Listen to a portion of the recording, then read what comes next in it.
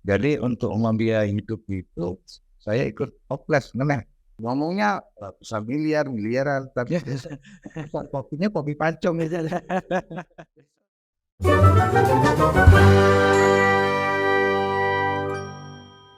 Welcome back to Parit Baru Podcast. Parit Baru Podcast, here we go. Nah, memang baru-baru ini tadi saya penyampaian dari Bapak bilang tentang pertanian dan segala macam. Ini kan perlu regulasi dan bagaimana untuk pemahaman bagaimana orang atau warga itu membuat pupuk atau segala macam itu kan perlu dari pemeran pemerintah untuk mengasih regulasi dan segala macam. Dan bagaimana pengolahan lahan dan segala macam. Nah, ini saya mau tarik kembali tentang kondisi sekarang itu ya Pak di Pontianak Buraya tentang sekarang kan ada kabut asap dan tentang kebakaran hutan. Sebenarnya ini dari tahun 2019 bukan dari tahun, sebenarnya sudah lama dari 2000-an.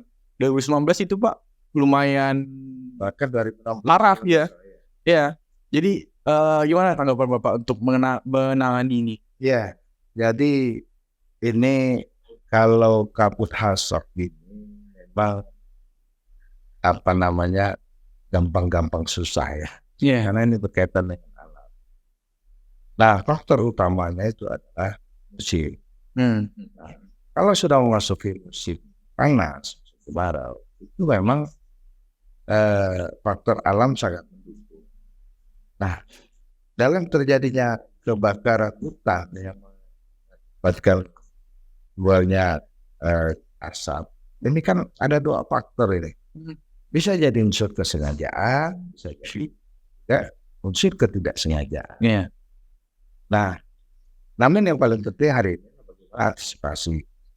Sebenarnya kita di pemerintah budaya itu sudah cukup maksimal lah ya, memberikan peringatan, memberikan himbauan pada semua elemen masyarakat tidak melakukan pembakaran hutan, baik untuk kebutuhan pribadi maupun dari kebutuhan perkebunan.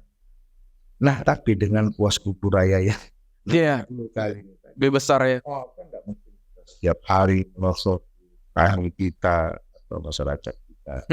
Nah, kadang-kadang kalau sudah musim kemarau itu niatnya memang ingin membakar sampah. Tapi begitu debu apinya itu melayang terus jatuh ke tempat yang di situ gambut kering gitu kan. Nah, itu saya pasti akan terjadi kebakaran. Karena saya pernah di tahun 2002 sebelum COVID ya.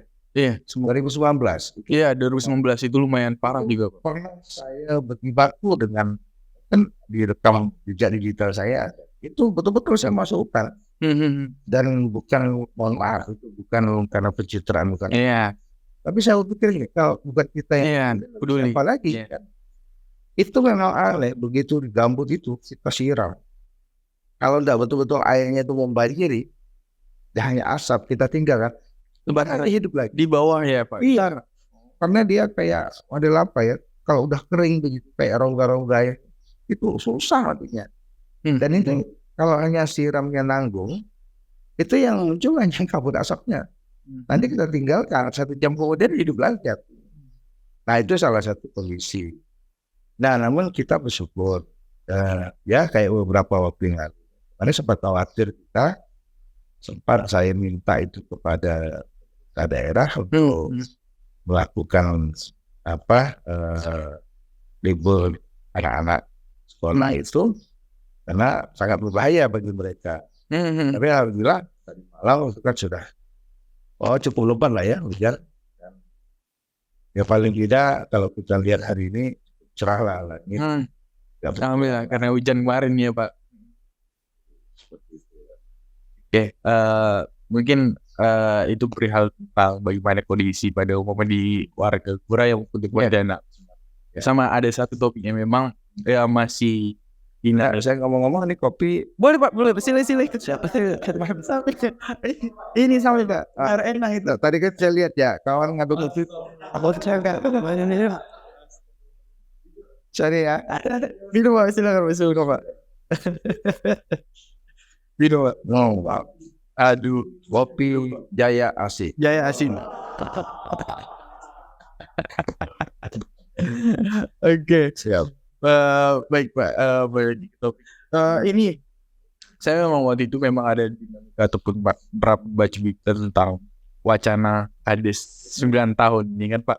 Ini kan apakah ini dari dinamika jelang pemilu 2024 apa gimana? Jadi mungkin Bapak sebagai juga DPRD bisa beri peran karena ini sebenarnya benang merah gitu. Bagaimana Bro? Anggapan. Nah, inilah yang saya bilang tadi. Negara ini seolah hanya milik pemerintah pusat saja. Jadi kita di daerah ini betul-betul hanya ngikut saja. Nah, termasuk salah satu wacana pemilihan jabatan kepala desa yang diperpanjang menjadi 9 tahun. Nah, ini muncul menjelang saat-saat pemilu. Jadi kalau orang bilang ini tuh sudah ada motif politis, saya bilang nonsen itu, pasti ada motif politisnya. Nah, cuman akhirnya kan di pusat kan tidak ada pilkades mereka. Yang ada pilkades itu kan di daerah. Di kabupaten kan. Nah, di kota saja sebagian sudah kelurahan, tidak perlu ada pemilihan lurah. Tapi buat kita di kabupaten itu masih kades.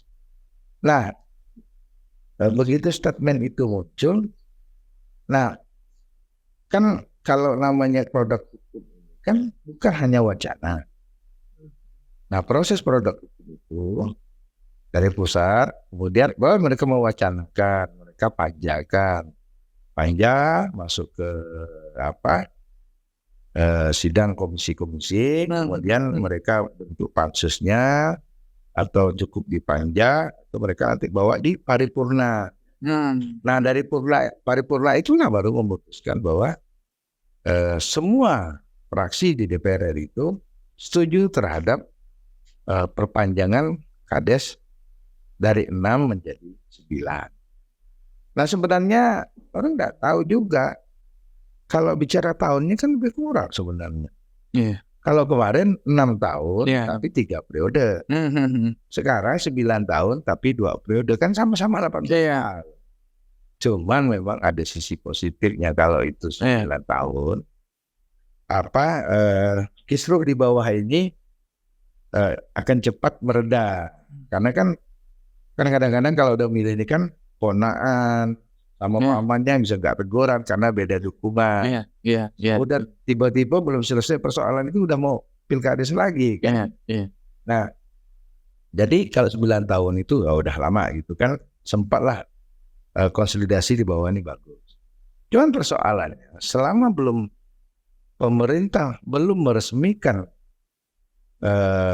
wacana itu menjadi undang-undang dan undang-undang belum diikuti dengan peraturan pemerintah dan peraturan di bawahnya sampai itu perda, berarti ini kan belum bisa dilaksanakan. Nah, sementara kaitannya dengan Kuburaya ini di bulan Januari nanti, kalau nggak salah tanggal 14 Januari itu ada lebih kurang 18 desa itu sudah berakhir masa jabatannya, termasuk desa Parit Baru. Nah, lalu mau ikut yang mana? Apakah kita itu ikut wacana yang 9 tahun atau kita tetap melakukan proses pilkades ini? Nah, sempat memang terjadi kebingungan di daerah karena pemerintah belum memberikan sikap yang tegas. Nah, kami beberapa kali melakukan konsultasi sampai terakhir kemarin sore. Pas sore itu kita kumpul Porkompimda, mulai dari Bupati, Sekda, pimpinan DPRD, kemudian Kajari, kemudian Ketua Pengadilan, Polres, kemudian Dandim. Kita kumpul, kita mintai pendapat satu persatu, bagaimana Kamtipmasnya, bagaimana dari segi regulasinya. Nah, akhirnya kita dapat menyimpulkan bahwa pilkades serentak untuk 2023 ini paling lama itu di sebelum 1 Oktober itu harus sudah berjalan. Karena kalau kita mengikut ke wacana 9 tahun, legal standingnya belum ada. Apa dasar hukumnya? Nah, jadi insya Allah kita ini juga ya mudah-mudahan semua kawan-kawan ini nanti podcast ini bisa ditonton oleh kawan-kawan sepupu raya ini. Kita sampaikan bahwa wacana pilkades itu ditunda atau dibatalkan itu tidak benar. Hari ini kita mendorong pemerintah daerah untuk tetap melanjutkan proses pilkades itu. Seperti itu. Jadi sebenarnya dinamika itu ada perspektif baik juga, ada yang ya inilah kita dengar nih bahwasannya yang benar sebenarnya tidak bisa disamakan dengan daerah juga ya Pak. Iya. Karena kan kalau pusat ini kan barometernya kan di mereka. Iya. Jadi kita kan kultur kita berbeda, kemudian geografis kita berbeda, kan tidak bisa disamakan lalu dari atas ke bawah. Jadi kearifan lokal itu harus kita perhatikan. Jadi teman-teman udah dengar nih ya Pak. Oke. Mungkin pernyataan tadi yang disampaikan ini kan berkesempatan dengan pemimpin gitu atau anak muda memang dari cerita awal Bapak sampai SD sampailah ke regulasi dan segala macam. Mungkin bisa disampaikan ke penonton ini Pak, bagaimana menjadi seorang pemimpin yang memang menjadi regenerasi selanjutnya. Iya Pak. Boleh, silakan. Ya, saya ini alhamdulillah diberikan Allah sudah berumur lebih kurang 50 tahun. Oh, 50. Walaupun saya semangatnya ya masih 27-28 lah gitu. Maunya Gaya udah 27. Jadi dengan pengalaman hidup yang saya lalui, saya tentu berkeinginan generasi kita yang akan datang ini jangan lagi cerita sakitnya. Ya, cerita enaknya saja. Nah, karena zamannya sudah berbeda. Kalau dulu kita gadget ini, aduh rasanya ini udah mewah betul. Sekarang ini, umur 2 bulan aja ada pegangannya gadget kan. Nah, artinya perkembangan dunia itu begitu cepat. Nah, kalau kita ketinggalan, maka kita akan tergerus oleh waktu. Kita akan jadi generasi yang ketinggalan.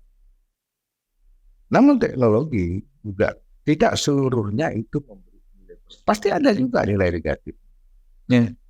Nah, contoh, saya sering, bahkan kemarin sempat anak-anak dari Pancawakti, kita lakukan audiensi di DPR. Saya sampaikan ke mereka.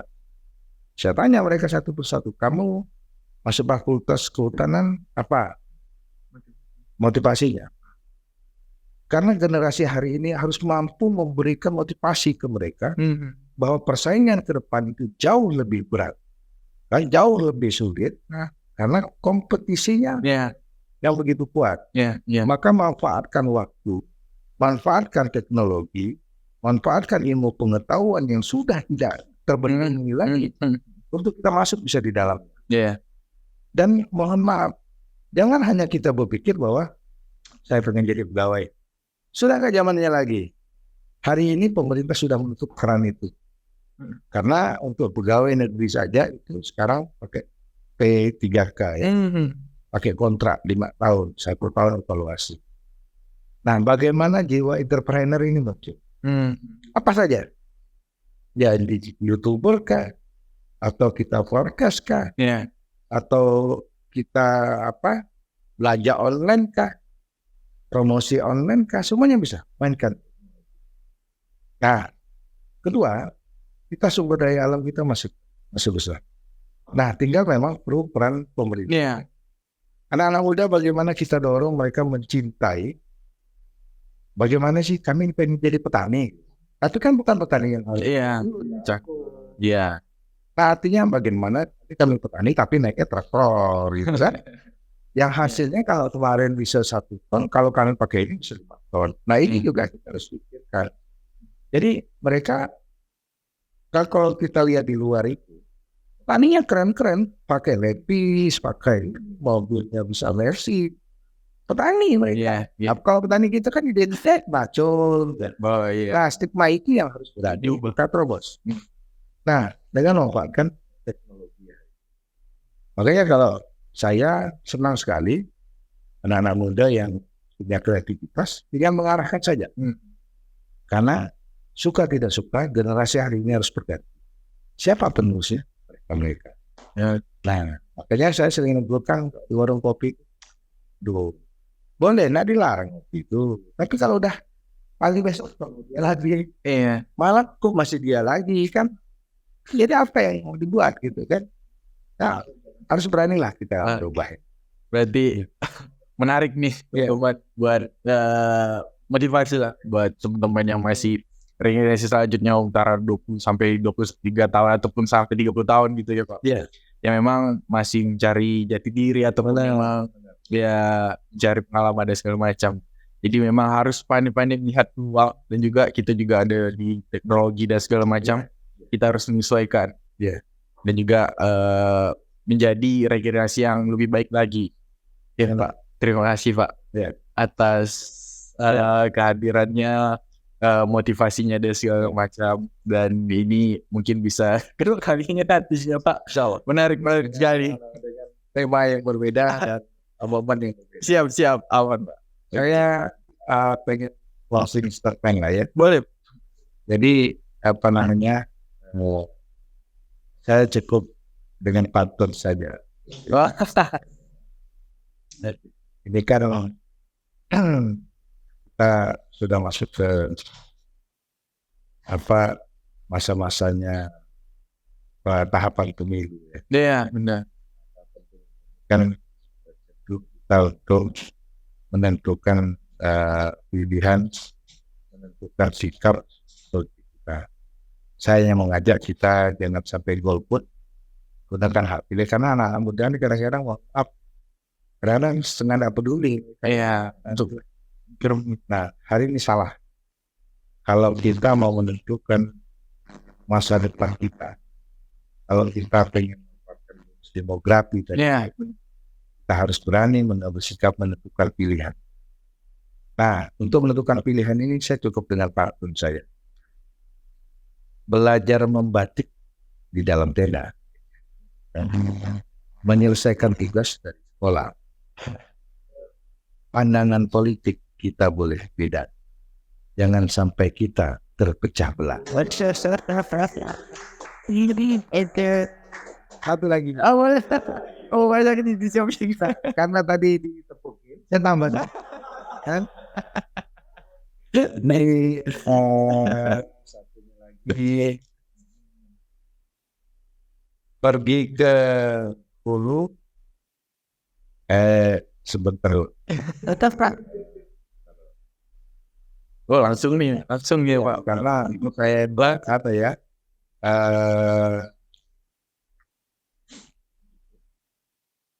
Ini. Pergi ke hulu, menebar pukat. Di dalam telaga menambang emas. Kita tahu hari ini jadwal pemilu semakin dekat, namun tetap kita jaga Kamtibmas.